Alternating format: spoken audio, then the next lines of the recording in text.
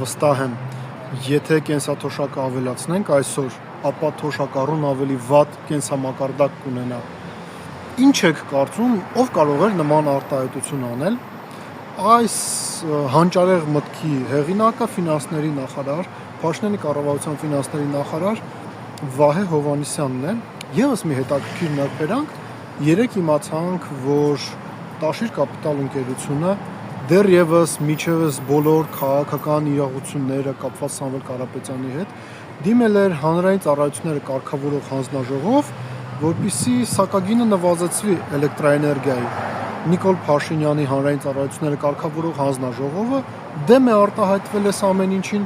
այսինքն եկեք արձանագրենք հետևյալը. մի կողմից Փաշինյանը բոլորին սրտիկներ է ուղարկում, ասում է, որ սիրում եւ հպարտանում է բոլորով, բայց